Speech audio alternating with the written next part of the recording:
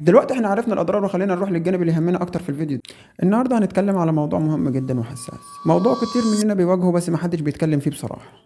يا ترى انت مدمن على فرجة الافلام الاباحية ولا مدمن على العادة السرية بس، ولا الاتنين مع بعض؟ خلينا عارفين ان الموضوع ده مش عيب نتكلم فيه، بس العيب اننا نسكت ونخلي الناس تعاني في صمت. بس خلينا نعرف الاول الفرق بين النوعين.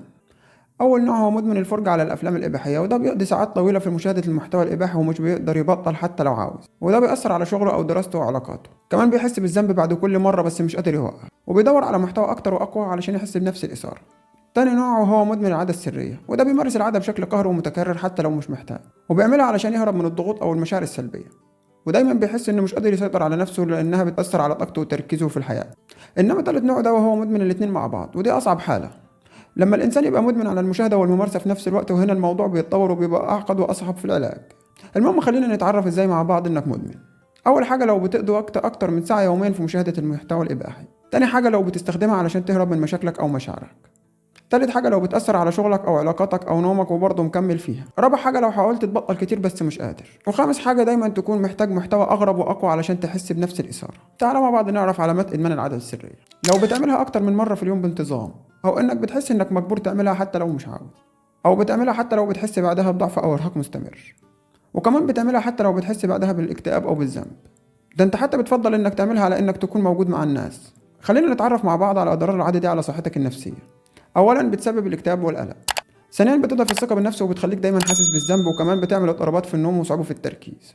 وكمان العادة دي تأثيرها على العلاقات الشخصية بيكون كبير، وبتعمل صعوبة في تكوين علاقات طبيعية، وتخليك تحس دايما بتوقعات غير واقعية من الشريك، وبتسبب ضعف الرغبة في العلاقات الحقيقية، وبتعمل مشاكل في الثقة والتواصل.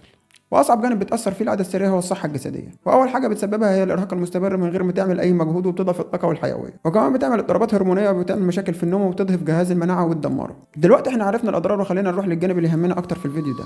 اول واهم حاجه انك تعرف ان عندك مشكله، وده مش عيب ولا دي حاجه تخجل منها، لكن دي اول خطوه للعلاج. وخلينا نبدا باول خطوه في العلاج، وهي انك تحدد السبب اللي بيخليك تعمل كده. يا ترى ملل ولا ضغط ولا حزن؟ وتاني حاجه في الحل انك تشيل التطبيقات وتستخدم فلاتر للانترنت عشان تبعدك عن المحتوى اللي بيشدك. تالت حاجة انك تعمل انشطة مفيدة وجدية علشان ما تحسش بالملل، وكمان عاوزك ما تتكسفش تتكلم قدام حد بتثق فيه بخصوص المشكلة دي. وكمان في حاجة تبان انها تافهة لكن هي ليها تأثير كبير قوي في العلاج، وهي الرياضة، وده لانها بتساعد في افراز هرمونات السعادة الطبيعية، وده عن تجربة ناس كتير. تعالى مع بعض نعرف كم حاجة مهمة. اول حاجة، انك تكون صبور على نفسك. التعافي مش بيحصل في يوم وليلة. تاني حاجة، اعمل خطة للطوارئ، يعني تحدد ايه اللي هتعمله لما تحس بالرغبة دي، وما تنساش تكافئ نفسك كل يوم تعديه من غير ممارسة، لان ده يعتبر انجاز كبير. والاهم من كل اللي فات انك دايما لازم تكون مشغول، لان الفراغ هو العدو الاول للتعافي. وكمان اهتم بصحتك، كل كويس ونام كويس علشان تعوض اللي انت ضيعته. في النهايه عاوز اقول لك ان الموضوع ده مش نهايه العالم، كتير من الناس بيعانوا منه، وكتير منهم اتعافوا وعاشوا حياه طبيعيه وسعيده. المهم انك تاخد القرار وتبدا، مش مهم تكون مثالي من اول يوم، المهم انك تكمل وتحاول. وافتكر دايما ان ربنا غفور رحيم، وان الانسان مخلوق ضعيف ومحتاج يجاهد علشان نفسه. المهم انك متيأس، ولو محتاج مساعده اطلبها، ولو وقعت قوم تاني، ولو فشلت حاول تاني وتالت.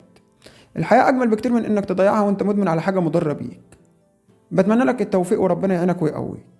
وبكده نكون وصلنا لنهاية حلقتنا، وهستنى رأيك في الكومنتات، ولو حد نجح انه يعدي المرحلة دي يا ريت يفيد الناس ويكتب تجربته في الكومنتات ويكون صواب لي ان شاء الله.